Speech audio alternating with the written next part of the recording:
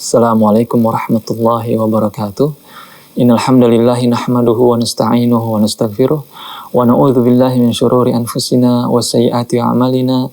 May yahdihillahu fala mudhillalah wa may yudlil fala hadiyalah. Wa asyhadu an la ilaha illallah wahdahu la syarikalah wa asyhadu anna Muhammadan abduhu wa rasuluh.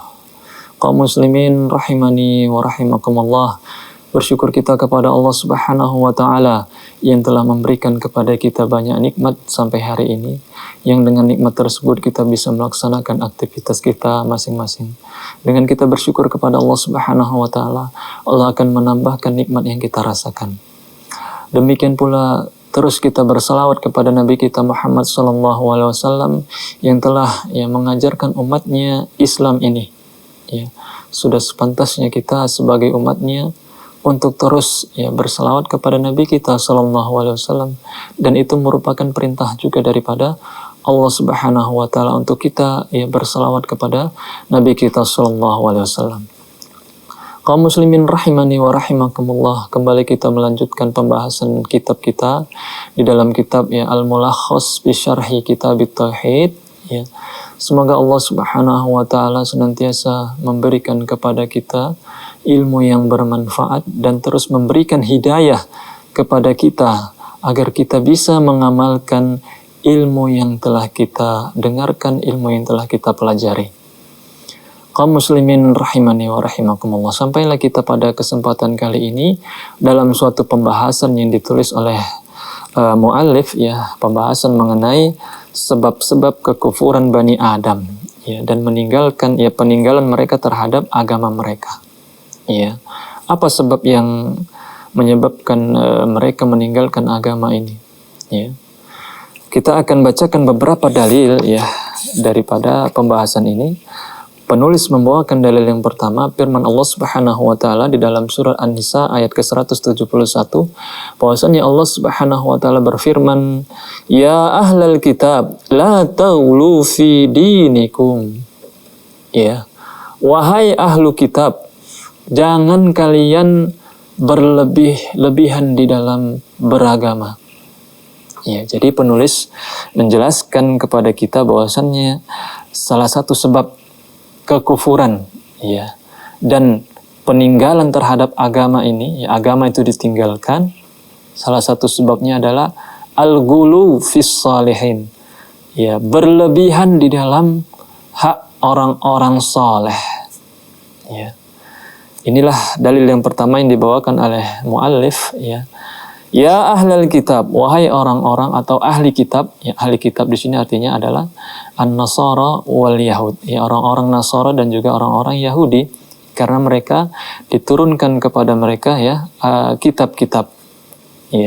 La taghlu fi dinikum, jangan kalian berlebih-lebihan di dalam beragama. Kita ketahui di dalam Al-Quran disebutkan bahwasanya orang-orang Yahudi itu berlebihan. Demikian pula orang-orang Nasara.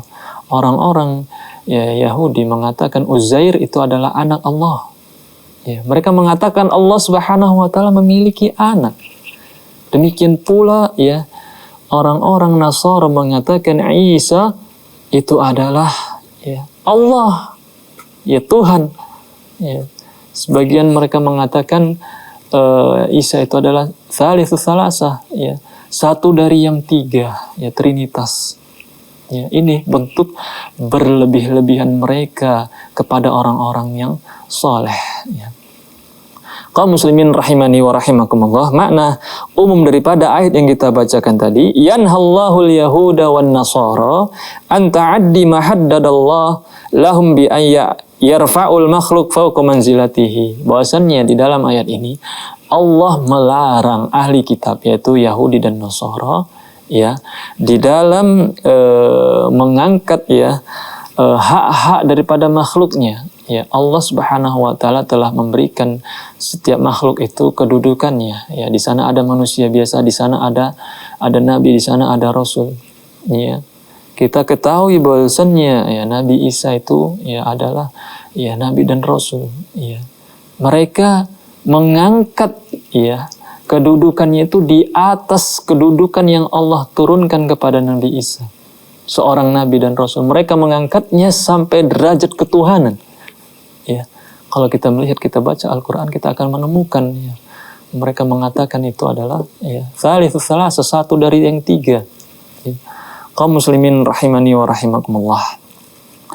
Dari ayat ini beberapa faedah bisa kita ambil. Yang pertama, tahrimul guluwi fil askhasi wal a'mali wa ghairi dzalika. Haramnya berlebih-lebihan ya bagi orang soleh ya, ataupun dalam beramal, nggak boleh berlebih-lebihan. Kita di dalam syariat ini pertengahan ya, tidak boleh berlebihan kepada orang-orang soleh juga ya.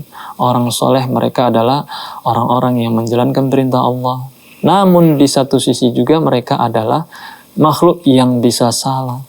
Ya, kita perlakukan mereka sebagaimana ya manusia biasa. Ya, tidak kita mengangkat mereka di atas kedudukan mereka sebagai manusia biasa. Bahkan Nabi pun demikian. Tidak boleh seseorang mengangkat kedudukannya sampai pada kedudukan ketuhanan. Tidak boleh. Demikian pula sebaliknya kita juga tidak boleh merendahkannya. Ya, karena telah diturunkan kepadanya kitab, telah disampaikan kepadanya wahyu. Kita harus mengikutinya. Ya, mendengarkan perintahnya. Ya. Namun di satu sisi kita tidak mengangkatnya sampai ke derajat ketuhanan. Kemudian yang berikutnya, araddu 'alal yahudi wan nasara wa man syabahahum fi ghuluwihim fil ashkhasi wal a'mali wa ghairi dzalik. Ya. Ada bantahan bagi orang-orang Yahudi dan Nasara ya, atas perbuatan mereka yang telah berlebih-lebihan. Kemudian al-hathu ala luzumil i'tidali fid dini wa jami'il umur baina janibi al-ifrati wat tafrit.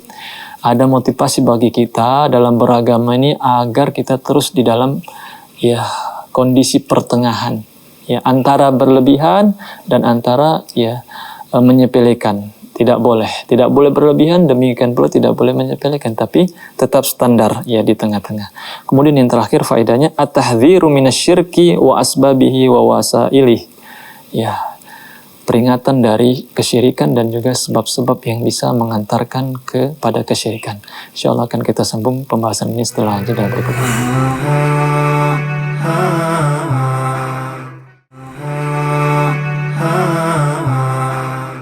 Alhamdulillah wassalatu wassalamu ala rasulillah ya maba'du. Kaum muslimin rahimani wa rahimakumullah, kita lanjutkan pembahasan kita pada kesempatan ini. Pembahasan kita pada hari ini adalah berkaitan tentang ya sebab-sebab kekufuran Bani Adam. Telah kita sebutkan tadi ya firman Allah Subhanahu wa taala di dalam surah An-Nisa.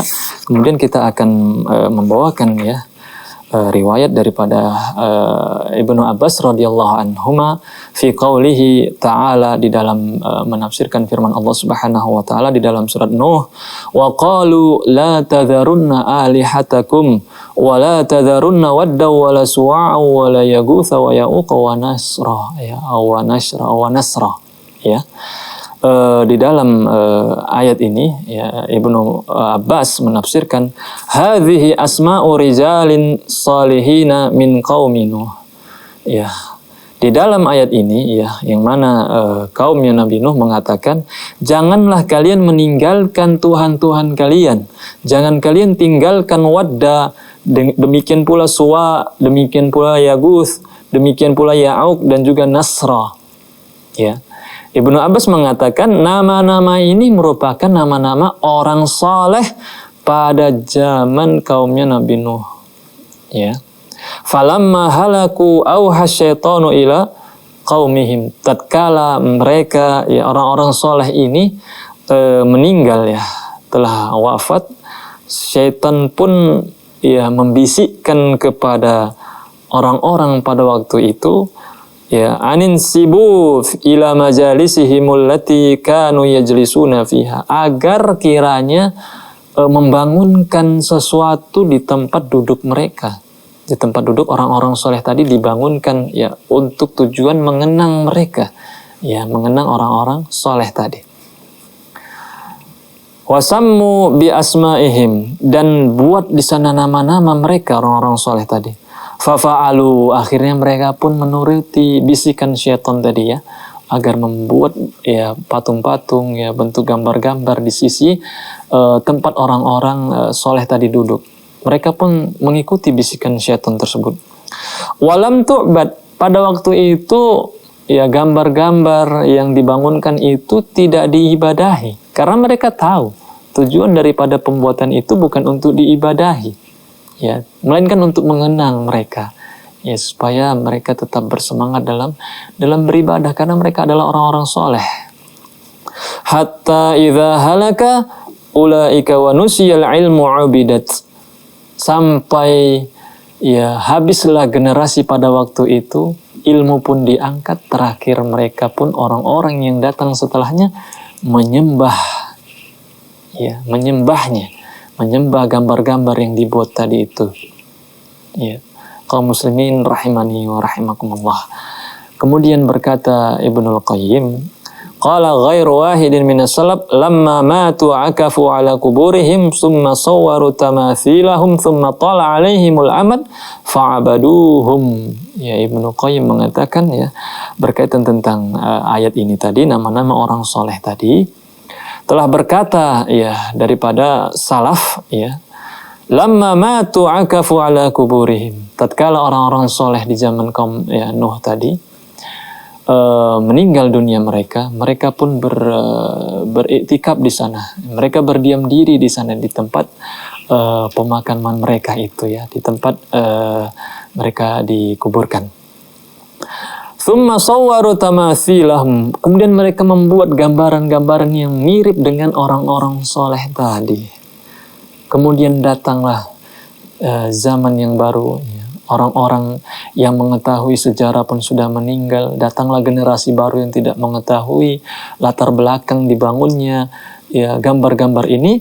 Terakhir mereka pun mengibadahi, ya, mengibadahi mereka patung-patung tadi. Kaum muslimin rahimani wa rahimakumullah, kita akan ambil faedah daripada riwayat yang singkat ini. Bahwasannya yang pertama, annal guluwa fis salihin sababun li'ibadatihim min dunillahi wa tarkid dini bil kulliyah. Bahwasannya, ya, berlebihan terhadap orang-orang soleh merupakan salah satu sebab, ya, daripada peribadatan kepada mereka. Gara-gara apa? Berlebihan, ya. Contohnya telah kita sebutkan tadi, orang-orang soleh di zamannya Nabi Nuh, ya, mereka meyakini kesalahan mereka, namun mereka berlebihan. Dengan apa mereka berlebihannya? Dengan mereka membangun di sana gambar-gambar, ya, patung-patung, ya, dengan tujuan mengenang, ya. Terakhir mereka pun beribadah kepada patung itu, ya, meninggalkan Allah Subhanahu wa taala, ya. Jadi salah satu sebabnya itu adalah gulu, berlebihan di dalam hak-hak orang soleh, ya. Ini kita temukan di negeri kita ini, ya, sebagian orang, ya, terlalu berlebihan kepada para wali, ya, orang-orang yang dianggap dekat dengan Allah Subhanahu wa taala, sehingga pun mereka, ya, mendirikan bangunan-bangunan di sisi kuburan. Tidak boleh, ya, membangun bangunan di sisi kuburan itu tidak boleh. Beribadah di sana tidak boleh, ya. Beribadah sudah ada tempatnya, itu di masjid, ya. Kalau mau berziarah, mengunjungi pekuburan, itu hal yang dibolehkan. Dengan tujuan apa? Dengan tujuan mengingat kematian. Namun tidak di sebagian kalangan kaum muslimin, ya, mereka terlalu berlebihan kepada orang-orang soleh, kepada para wali, ya, sehingga mereka menjadikan orang-orang yang sudah mati itu, para wali itu, ya, sebagai perantara dalam meminta kebutuhan mereka, ya. Mereka meminta kepada Allah melalui perantara wali-wali yang telah meninggal. Maka yang demikian ini adalah praktek kesyirikan yang dilarang di dalam Islam. Tidak boleh seseorang yang mau meminta pertolongan, ya, berdoa langsung kepada Allah Subhanahu wa taala. Allah Maha mendengar, Allah tidak membutuhkan perantara, ya. Jadi ini yang pertama, salah satu sebab utama, ya, gulu atau kufurnya Bani Adam adalah mereka berbuat gulu, ya, berlebihan di dalam hak-hak orang soleh. Kemudian yang berikutnya, at-tahdziru minat taswiri wa ta'liqis suwar la siyama suwarul uzama, ya, peringatan daripada larangan untuk membuat gambar dan menggantungkan gambar-gambar, apalagi gambar-gambar tersebut adalah gambar-gambar orang-orang besar, ya, tidak boleh, ya, menggambar, memfoto dan menggantungkan, Ya, gambar-gambar tersebut, foto-foto tersebut, ya di rumah ataupun di tempat lain itu tidak boleh. Ya, karena ini bisa menjadi salah satu sebab ya nanti bisa diibadahi. Ya, mungkin hari ini orang masih mengetahui, namun 5-10 tahun lagi, ya 100 tahun lagi, ya bisa jadi orang akan beribadah kepada hal tersebut. Terlebih gambar-gambar tersebut adalah gambar-gambar orang-orang yang besar, orang-orang yang berjasa, yaitu dilarang. Insya Allah akan kita sambung pembahasan ini setelah jeda berikut ini.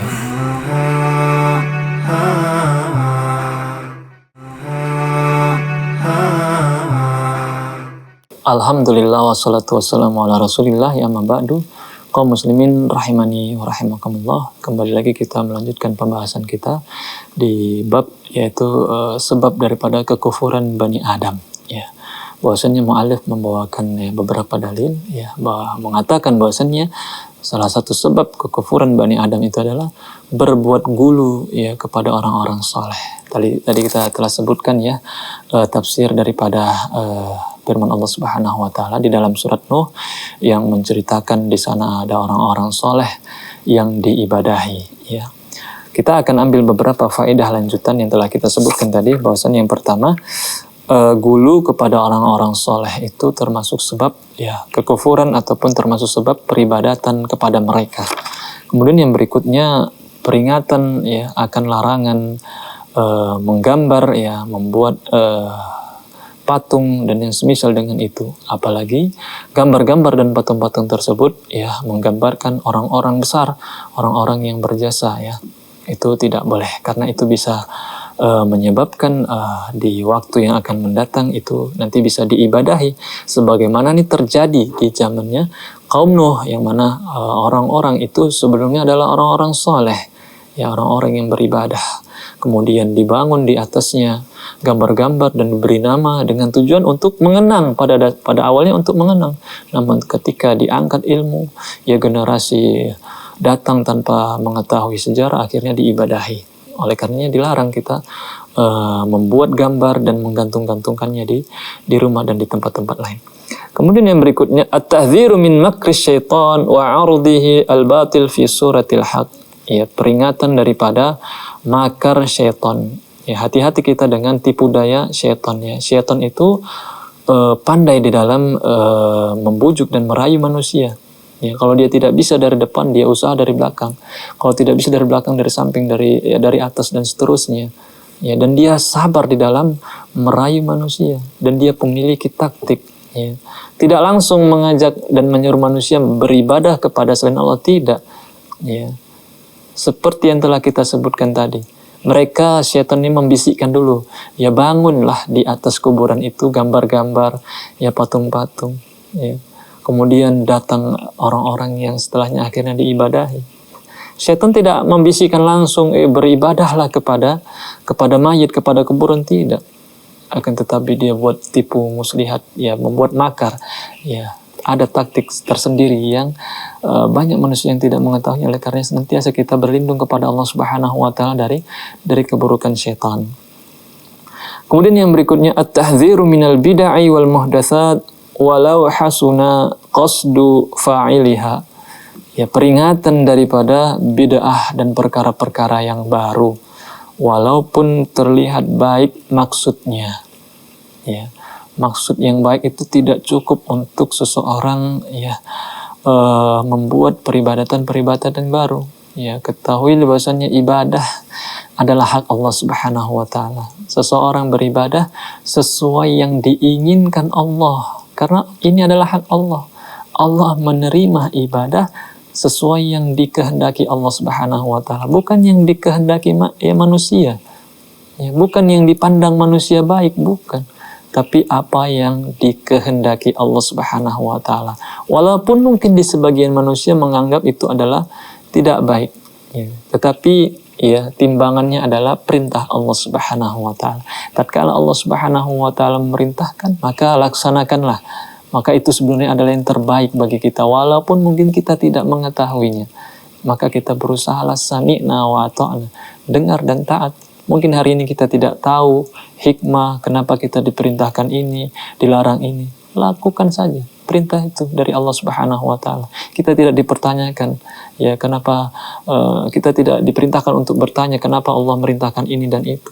Yang diperintahkan kita untuk melaksanakan ittiba. Ya. Kemudian yang berikutnya, anna hadhihi wasail ila syirki fayajibu al-hadharu minha. Ya. Yang telah kita sebutkan tadi itu adalah wasilah, ya, sarana kepada kesyirikan, ya.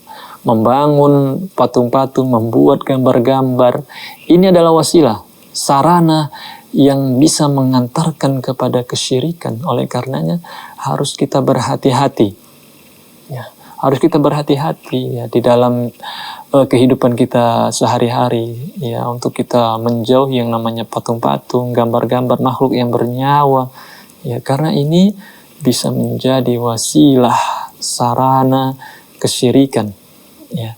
Kemudian yang berikutnya, ma'rifatu qadri wujudil ilmi wa madarrati faqdihi. Ya, dari riwayat yang telah kita sebutkan tadi, taulah kita akan, ya, pentingnya ilmu itu, ya, dan mudaratnya kejahilan itu. Ya, orang-orang yang mengerti, orang-orang yang paham terhadap, ya, syariat, dia akan beribadah sesuai dengan perintah Allah. Orang-orang yang tidak mengerti, orang-orang yang tidak memiliki ilmu, orang-orang yang tidak mau belajar, maka kejahilan yang ada pada dirinya, dan ini akan menimbulkan bahaya. Ya, karena dia akan berhubungan dengan Allah Subhanahu wa taala.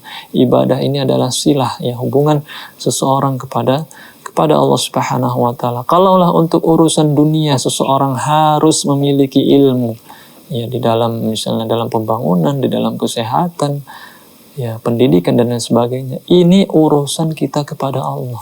Maka kita seharusnya memiliki ilmu. Kemudian anna sababa faqdil ilmi huwa mautul ulama. Sebab daripada hilangnya ilmu itu adalah meninggalnya para ulama. Diangkat Allah ilmu itu dengan cara meninggalnya para ulama. Ya, ketika ulama semakin habis, maka semakin sedikitlah orang-orang yang mengajarkan ilmu ini. Maka semakin sedikit pula orang-orang yang menerima ilmu. Terakhir, ya, ilmu itu pun menjadi barang yang sulit didapatkan, ya, hanya terdapat pada orang-orang tertentu. Jadi ini adalah sebab daripada habisnya hilangnya ilmu. Bukan ilmu itu diangkat oleh Allah, ya, ilmu itu diangkat ke langit, tidak. Akan tetapi si pembawa ilmu itu yang diangkat oleh Allah Subhanahu wa taala, yaitu para ulama. Kemudian yang berikutnya, at-tahdziru minat taqlid wa annahu qad yu'awwal bi ahlihi ilal muruki minal Islam. Ya, peringatan dari berbuat taklid buta, ya. Bahwasannya perbuatan tersebut bisa menjerumuskan seseorang kepada kekufuran, keluarnya seseorang dari Islam. Ya, karena perbuatan taklid buta. Ya, banyak orang-orang yang taklid, yang mengikuti pendapat-pendapat yang terdahulu tanpa merujuknya, tanpa mengembalikannya kepada Al-Quran dan Sunnah. Ya, kita katakan bahwasannya manusia, ya, mereka itu bisa salah dan bisa benar. Yang benar hanyalah Al-Quran dan hadis. Oleh karenanya kita kembalikan pendapat-pendapat manusia, pendapat-pendapat yang nenek moyang, pendapat siapapun itu, kita kembalikan, kita timbang dengan timbangan syariat. Apabila sesuai, maka kita ikuti. Apabila tidak sesuai, maka kita, ya, tidak dicela untuk meninggalkannya. Demikian kiranya pembahasan kita pada kesempatan kali ini. Semoga kita bisa mengamalkan ilmu yang telah kita dapatkan dan telah kita dengarkan, agar kita menjadi hamba Allah Subhanahu wa taala yang senantiasa berjalan di atas ilmu yang telah Allah wahyukan melalui nabi-nabinya. Demikian yang bisa kita sampaikan. Wa akhiru da'wana alhamdulillahirabbil alamin. Assalamualaikum warahmatullahi wabarakatuh.